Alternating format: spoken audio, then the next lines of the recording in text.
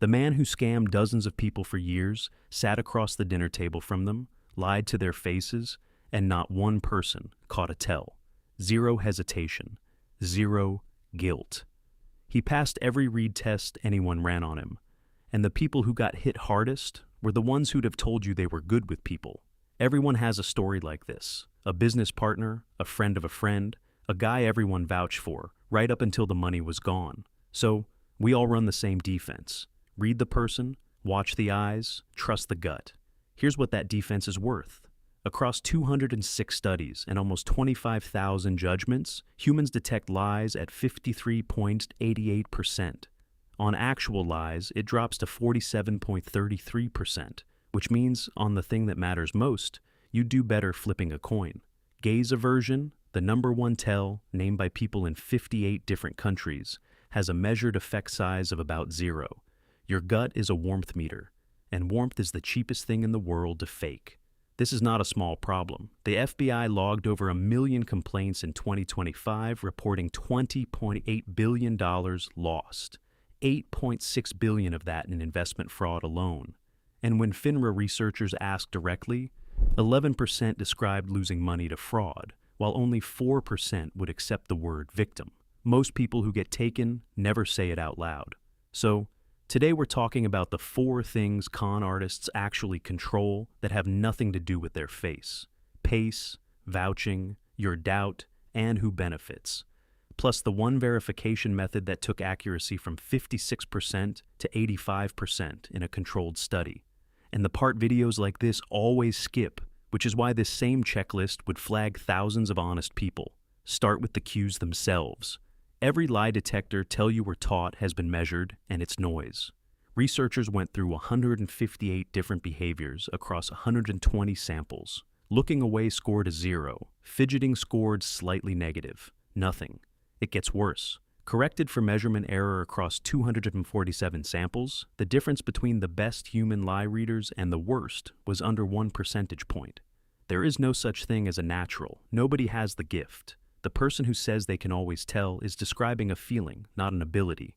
And think about what that means for the person lying to you. The best operators leak nothing because they've told the story so many times it stopped feeling like a story. You're grading them on delivery. Delivery is the exact thing they practiced. But here's the part that stings. The better you think you are, the worse the miss tends to be. And there's a specific reason why. The accuracy-confidence correlation has been run 20 different ways. It comes out around 0.04. How sure you feel tells you nothing about whether you're right. When researchers tested 44 professional investigators against untrained college students, accuracy was identical. But the investigators were far more confident and much more likely to call an innocent person a liar. Training didn't build skill. It built a bias towards suspicion, wearing skills clothes. There's more. In a study of over 1,800 people, self-rated mind-reading ability had no relationship to actual performance. Narcissism specifically predicts how good you think you are at reading people and predicts nothing about the reading. And the FINRA victim profile lands right here. Fraud victims skewed college-educated, above-average income, above-average financial literacy. Now, forget faces entirely, because the best operators never let you evaluate them at all.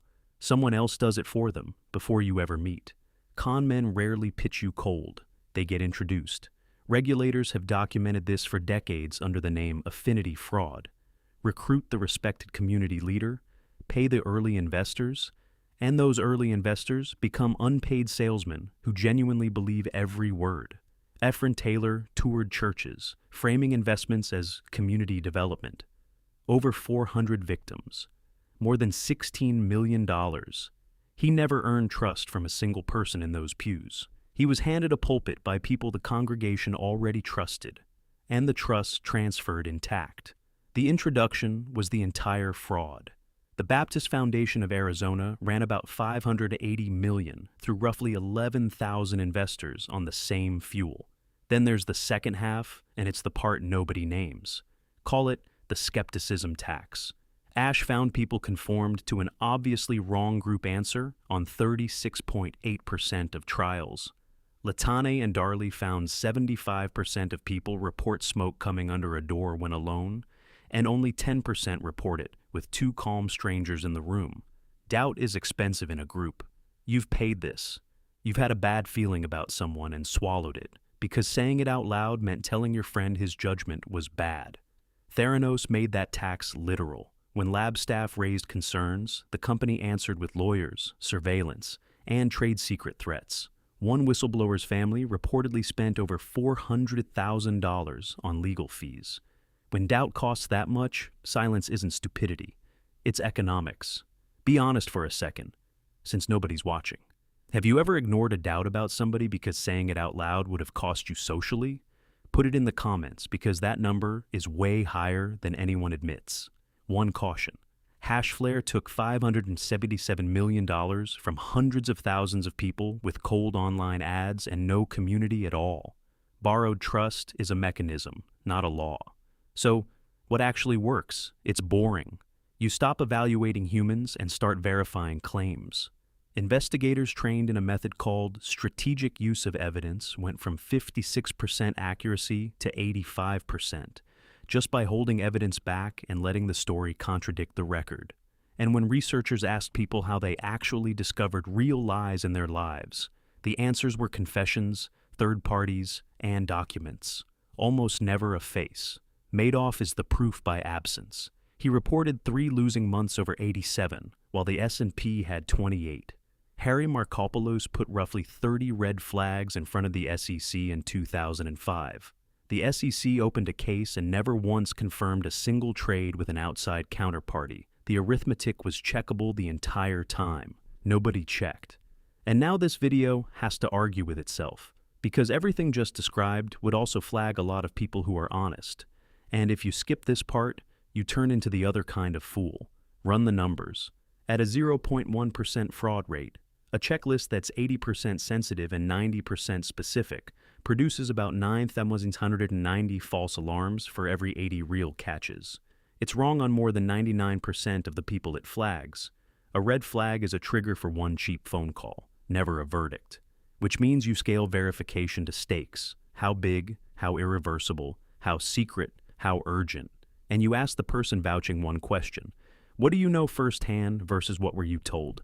Because you've taken a friend of mine used him and it was great as a completed background check and never once asked which half was real. Let's recap. The queue doesn't exist, the confidence isn't calibrated, and the only thing that ever worked was checking claims against records with someone who has nothing to gain. Now, the honest close. Every case here was explained after a conviction. Zero hesitation, generous, well-connected. Also describes most genuinely good people you'll ever meet. The goal was never a better lie detector. It was giving up on wanting one. And don't turn cynical. High trusters are not the easy marks. Yamagishi and Rotter both found they read untrustworthiness more accurately.